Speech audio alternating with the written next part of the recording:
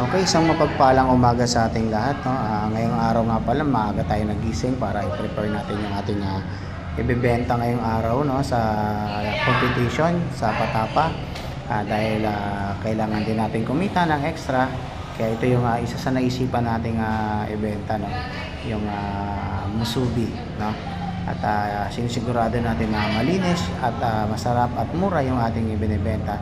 Nagugas din tayo ng kamay pala rito at nag-alcohol, then naglagay tayo ng plastic gloves, no, para masigurado natin na talagang malinis yung ating ibebenta na pagkain, dahil ayan ang number one, no, yung kalinisan at masarap at mura na ating ibebenta nga. Yan, sinusuot na nga pala natin dito yung plastic gloves, then magre-ready na tayo para gumawa ng ating sulit. At dito piniprepare natin yung clean wrap, dahil dito lang natin siya ilalagay. At yung ibang gamit natin dito, no, improvise lang muna kasi hindi pa tayo nakakapag-order ng talagang panukat, no. At dito sa oras na to nilagay na natin yung ating seaweeds. Isa ito sa nagpapasarap o magpapasarap sa ating ibebentang pagkain. At naglagay na rin tayo ng spam. Yan, may timpla na nga pala yan, yung ating spam. Then kinat na rin natin dito yung ating scrambled egg. Alagyan natin siya ng scrambled egg, no. Yan, hinihiwa natin kasi medyo makapal yung ating pagkakaluto rito sa scrambled egg. Then yan, inilagay na natin para may ready na rin natin yung mga next na mga ingredients na dapat ilagay. Yan, no, dinagdagan natin, no, kung makikita nyo, dinagdagan natin yung scrambled egg para sulit yung inyong mabili, no. At yan, sa mga oras na to nilagay na rin natin dito yung mayonnaise. At yan, no, medyo dinamihan natin. Then nilagay natin yung ating improvise na panukat. At dito ilalagay na natin yung ating rice na malagkit, no, lagkitan yung ating ginamit dito para talagang solid, no, pagka kinain natin. Yan, nakita nyo naman, no, punong-puno at siniksik natin para talagang solid yung ating pagkakagawa ng ating mga paninda. At yan, no, pinapakita ko sa inyo yung kung paano natin pinaprocess. Yan. Okay, ayan, inangat na natin at ayan, nakita natin nag-form.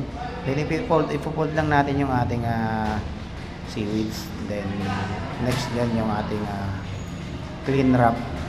Yan, lalagay natin siya sa clean wrap. Yan, no, kung makikita nyo, yan, ganyan lang kasimple paggawa ng ating musubi na ating ibebenta ngayong araw na to. Masarap na, mura pa, at siguradong solid yan.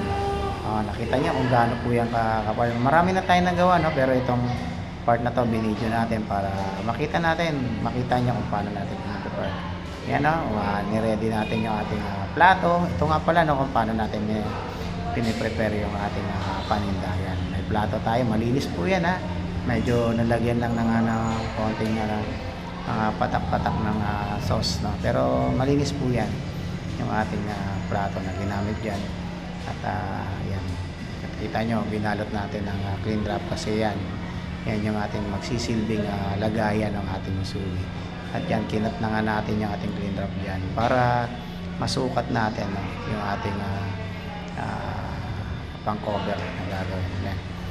Okay, yan, at again, yan, nilagyan natin ng ating masarap, no, at malinamnam na seaweeds. Yan, medyo muntikan na tumabingi yung ating pag-cut dyan. At nilagay natin yung ating spam. Yan, no, makikita nyo, no, yung may sauce na yan. Talagang malinamnam at sulit talaga yung ating pagkakatimpla ng sauce dyan. Okay, yan, ilagyan natin ng scrambled egg. You know, makita nyo, no, makapal yung ating scrambled egg. Then nilagay natin ng mayonnaise. Yan, ganyan tayo mag-apply ng mayonnaise, no? Yan, dinamihan natin para malinamnam. Okay, tapos i-mix natin dyan yung ating panukat, no, yung improvise nga na ginawa natin. Yan, yung lagay ng spam, no, kinat lang natin dahil kasi yan ang gagamitin natin panukat pang samantala. Dahil umorder tayo ng talagang panukat, then nalagay na rin natin yung rice dito. Ayan, Nakikita nyo yung ating rice, malagkit po yan yung ginamit natin. Tapos may timpla na rin po yan. Then inaluan din natin ng mga seaweeds yan, yung ating kanin. At yan, sa mga oras na to, yan, pinupunungan natin ng ating kanin yan. Tapos isisiksikin natin yan, para maging solid po yan, no? Walang hangin, no? Para solid po, para pagka kinagat po natin, o nag-bite po tayo, talagang sulit na sulit po yung ating pagkabili ng ating tinitindang pagkain ngayong araw na to. Yan, no? At yan, gumawa tayo ng paraan para kumita ng kaunti dahil kailangan magsipag, kumayod para sa pamilya. Okay? Ayan po, no? Inayos natin. Ayan. Ayan, piniprepare natin ng malinis yung ating pagkain na ibebenta kasi kailangan talaga yan, malinis, masarap at mura.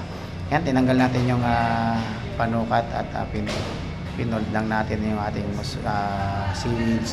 Then, tsaka natin babalutin ng ating clean wrap.